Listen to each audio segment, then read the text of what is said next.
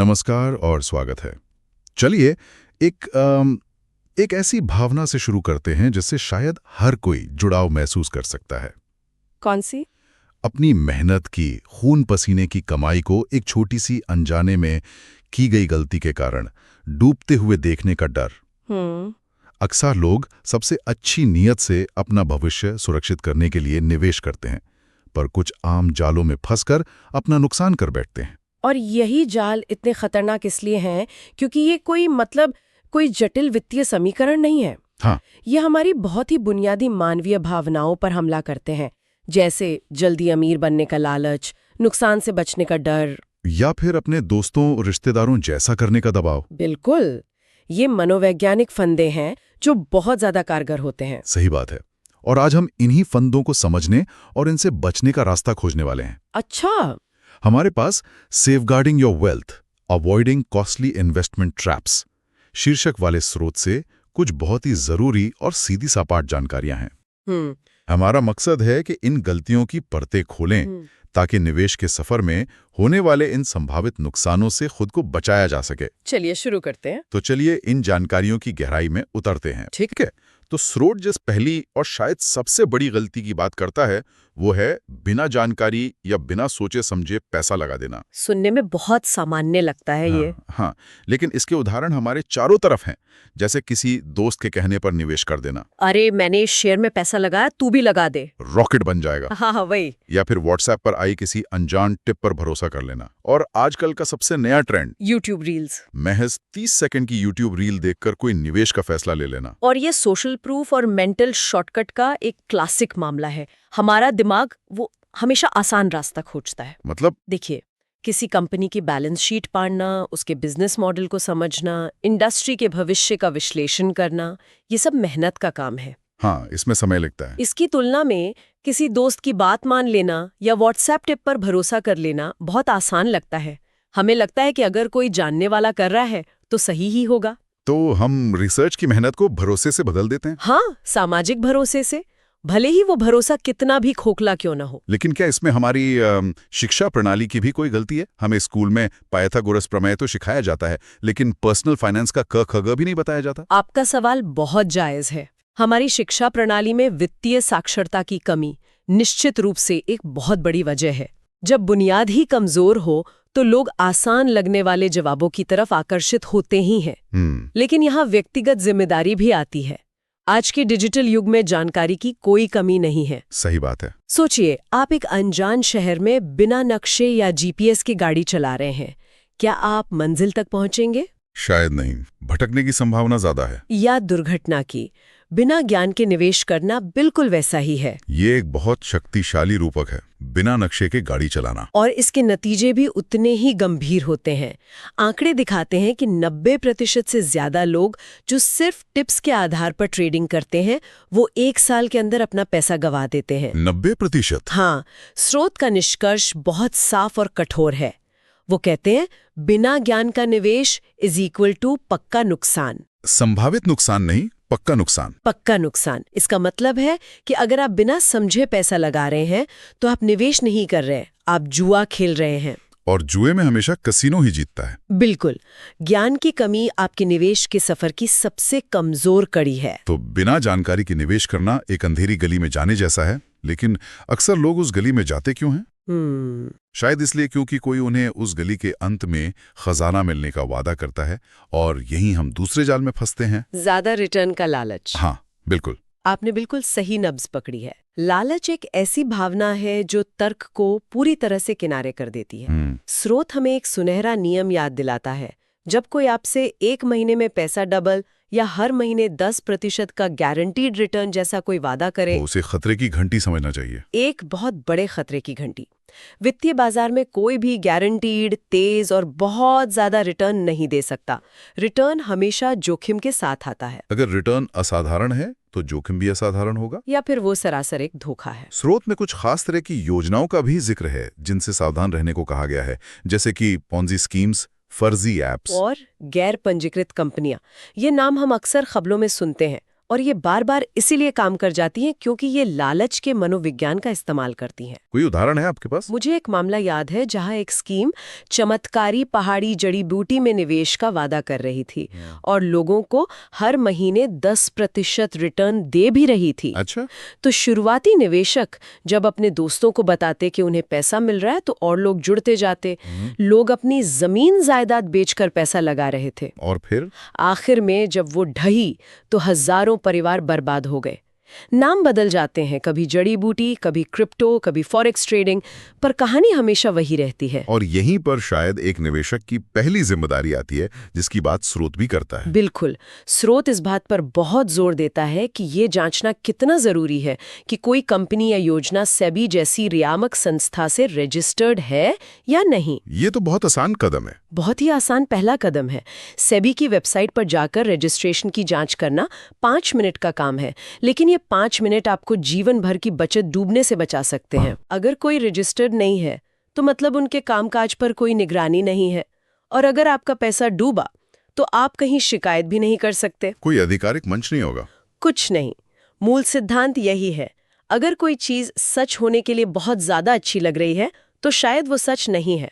तो हमने बिना सोचे समझे निवेश और लालच की बात की, लेकिन एक और बहुत शक्तिशाली भावना है जो अक्सर नुकसान कराती है, और वो है डर। हाँ, डर। स्रोत इशारा करता है कि जैसे ही बाजार थोड़ा सा भी गिरता है, लोग घबरा जाते हैं और अपने निवेश को नुकसान में ही बेच देते हैं। ये बहुत ही आम प्रतिक्रिया है। हाँ, और मनोविज्ञान में इसे लॉस अवर्जन कहते हैं। रिसर्च बताती है कि हमें 100 रुपए खोने का दुख 100 रुपए पाने की खुशी से लगभग 2 गुना ज्यादा होता है। 2 गुना ज्यादा? हाँ, जब हम अपने पोर्टफोलियो को हर दिन लाल रंग में देखते हैं तो हमारे दिमाग का फाइट या फ्लाइट वाला हिस्सा सक्रिय हो जाता है। हम उस दर्द से बचने के लिए तुरंत कुछ करना चाहते हैं। और सबसे आसान काम बेच देना लगता है। हाँ, और उस दर्द को खत्म करना। स्रोत इस पर एक बहुत ही शांत और स्थिर दृष्टिकोण देता है। वो हमें याद दिलाता है कि मार्केट ऊपर नीचे होता रहता है। ये बाजार का स्वभाव है, उसकी प्रकृति है। ये कोई गड़बड़ी नहीं है, यही बाजार का काम करने का तरीका है। बिल्कुल। और यहीं पर स्रोत एक बहुत महत्वपूर्ण विचार सामने रखता है।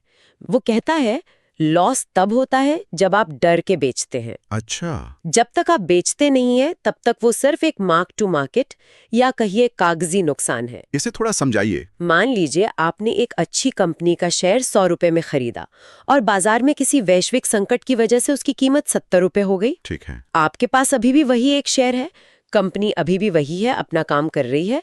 असली नुकसान तब होगा जब आप घबराकर उसे 70 रुपए में बेच देंगे। तो मैंने 30 रुपए के नुकसान को स्थायी बना दिया। बिल्कुल, जबकि अगर आप उसे होल्ड किए रहते तो उसके वापस ऊपर आने की संभावना बनी रहती। बशर्ते निवेश अच्छी कंपनी में किया हो। निश्चित रूप से, बशर्ते आपने पहली गलती न की हो।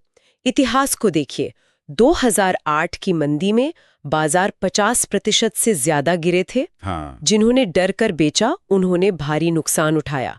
जिन्होंने धैर्य रखा और निवेशित रहे उन्होंने ना सिर्फ अपना पैसा वापस पाया बल्कि अगले कुछ सालों में जबरदस्त मुनाफा भी कमाया। यही कहानी मार्च 2020 में कोविड के समय भी दोहराई गई। बिल्कुल वही। जिन्होंने उस गिरावट में बेचा उन्होंने सबसे निचले स्तर पर नुकसान बुक किया। धैर्य ही असली निवेशक की पहचान है। धैर्य। ये आपको भावनाओं के तूफान में बहकर गलत फैसले लेने से रोकता है। बाजार अक्सर उन लोगों से पैसा लेता है जिनके पास धैर्य नहीं है और उन लोगों को देता है जिनके पास धैर्य है। तो आप कह रही हैं कि धैर्य एक तरह का सुपर पावर है निवेश की दुनिया में। कह सकते हैं। ये आपको भावनाओं के तूफान से बचाता है और कई बार सबसे अच्छा फैसला कोई भी फैसला न लेना होता है। आपने इसे बहुत खूबसूरती से कहा। धैर्य का मतलब सिर्फ इंतजार करना नहीं है, ये अपनी रिसर्च पर भरोसा बनाए रखना है जब बाकी सब घबरा रहे हों। ठीक है, तो हमने ये तो समझ लिया कि कौन कौन से गड्ढों और खाइयों से बचना है, लेकिन अब हमारे श्रोता सोच रहे होंगे कि अगर ये सब नहीं करना तो फिर सुरक्षित तरीके से आगे बढ़ने का रास्ता क्या है? कहाँ से शुरू करें? हाँ, स्रोत इस पर एक बहुत स्पष्ट रोडमैप देता है। हाँ, और अच्छी बात यह है कि ये कोई रॉकेट साइंस नहीं है। ये बहुत ही बुनियादी और अनुशासित तरीका है जिसे कोई भी अपना सकता है। तो स्रोत के अनुसार सुरक्षित निवेश का पहला कदम है, सबसे पहले सीखें। पैसा लगाने से पहले ज्ञान हासिल करें। हाँ, समझें कि शेयर बाजार क्या है, म्यूचुअल फंड्स कैसे काम करते हैं, जोखिम क्या होता है। ये पहली गलती का सीधा समाधान है। जब आप सीखने में समय लगाते हैं तो आप अपना नक्शा खुद तैयार करते हैं। आप दूसरों की टिप्स पर निर्भर नहीं रहते। बिल्कुल, आप खुद फैसले लेने में सक्षम हो जाते हैं। ज्ञान आपका सबसे बड़ा सुरक्षा कवच है। ये आपको आत्मविश्वास देता है। अच्छा, दूसरा कदम है छोटी रकम से शुरुआत करें। ऐसा नहीं कि अपनी सारी जमा पूंजी एक ही बार में लगा दी। ये बहुत महत्वपूर्ण है। इसे बाजार को ट्यूशन फीस देने जैसा समझिए। Tuition fees? हाँ, जब आप छोटी रकम से शुरू करते हैं तो आप गलतियां करने का जोखिम उठा सकते हैं, क्योंकि शुरुआती दौर में गलतियां होना स्वाभाविक है। अगर आप छोटी रकम से गलती करते हैं तो नुकसान भी छोटा होगा और आप उस गलती से सीखकर आगे बढ़ पाएंगे। ये आपको व्यावहारिक अनुभव देता है जो कोई किताब नहीं दे सकती। और तीसरा कदम, जो डर वाली गलती से सीधा जुड़ा है, लंबी अवधि की सोच रखें। Long term. हाँ, ये एक मैराथन है, 100 मीटर की दौड़ नहीं। और ये तीसरी गलती यानी घबराहट में बेचने का सीधा जवाब है। जब आपकी सोच लंबी अवधि की होती है तो आप रोज रोज के बाजार के उतार चढ़ाव से परेशान नहीं होते हैं। सही बात है। आपको पता होता है कि आपका लक्ष्य 5, 10 या 15 साल बाद का है, और ये छोटी मोटी गिरावटें उस लंबी यात्रा में आने वाले स्पीड ब्रेकर की तरह है, सफर का अंत नहीं। लंबी अवधि की सोच आपको धैर्यवान बनाती है। और आखिर में स्रोत कहता है कि म्यूचुअल फंड, SIP और इंडेक्स फंड जैसी चीजों को समझें। ये सिर्फ शब्द नहीं है, ये नए निवेशकों के लिए बहुत शक्तिशाली साधन है। जैसे SIP मतलब सिस्टमैटिक इन्वेस्टमेंट प्लान। आप हर महीने एक छोटी तय रकम लगाते हैं। हाँ, जिससे आपको बाजार के उतार चढ़ाव की चिंता नहीं करनी पड़ती। जब बाजार महंगा होता है तो आप कम यूनिट खरीदते हैं, और जब सस्ता होता है तो ज्यादा। ये आपके लिए अनुशासन बनाता है। और इंडेक्स फंड? इंडेक्स फंड का मतलब है कि आप किसी एक कंपनी पर दांव नहीं लगा रहे, बल्कि देश की टॉप 30 या 50 कंपनियों की तरक्की में एक साथ हिस्सा ले रहे हैं। तो ये घास के ढेर में सुई खोजने के बजाय पूरा घास का ढेर ही खरीद लेने जैसा है। बिल्कुल, ये जोखिम को कम करने का सबसे सीधा और प्रभावी तरीका है। तो अगर इन सभी कदमों को एक साथ देखें तो एक स्पष्ट और सुरक्षित रास्ता नजर आता है। हाँ, और इन सबको एक साथ जोड़ने वाली जो सबसे जरूरी और अंतिम सलाह स्रोत देता है वो है जोखिम को समझकर ही पैसा लगाएं। रिस्क समझकर ही पैसा लगाएं। इसका मतलब है कि आप जो भी निवेश कर रहे हैं, आपको ये पता होना चाहिए कि उसमें सबसे बुरी स्थिति में क्या हो सकता है। क्या आप वो नुकसान झेलने के लिए तैयार हैं? जब आप जोखिम को समझ लेते हैं तो डर और लालच आप पर हावी नहीं हो पाते। आप एक सूचित और तर्कसंगत फैसला लेते हैं, न कि एक भावनात्मक प्रतिक्रिया। ये एक लाइन पूरे निवेश दर्शन का सार है। हाँ, तो आज की बातचीत का सार निकालना हो तो कह सकते हैं कि निवेश की दुनिया में 3 बड़े भावनात्मक जाल हैं जिनसे बचना है। पहला, बिना सोचे समझे दूसरों की सलाह पर यानी भेड़चाल में पैसा लगाना। 1 महीने में पैसा डबल जैसे अविश्वसनीय वादों के लालच में आना। और बाजार में थोड़ी सी भी गिरावट होने पर डरकर अपना नुकसान बुक कर लेना। बिल्कुल।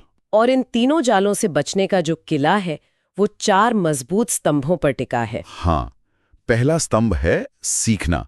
निवेश करने से पहले ज्ञान अर्जित करना, अपना नक्शा खुद बनाना। दूसरा, छोटी शुरुआत करना ताकि शुरुआती गलतियों की कीमत कम हो। तीसरा, लंबा सोचना ताकि रोज के उतार चढ़ाव से घबराहट न हो। और चौथा और सबसे महत्वपूर्ण स्तंभ है अपने जोखिम को समझना और उसे स्वीकार करना। बहुत अच्छे। एक अंतिम विश्लेषण अगर मैं प्रस्तुत करूं तो इन सभी गलतियों के पीछे एक ही मूल कारण है, भावनाएं। हाँ, पहली गलती के पीछे भेड़चाल की भावना है, दूसरी के पीछे लालच की भावना, और तीसरी के पीछे डर की भावना। भेड़चाल, लालच और डर, हाँ, ये तीनों मिलकर एक निवेशक का सबसे बड़ा दुश्मन बनाते हैं, जबकि सही निवेश का आधार है ज्ञान और अनुशासन।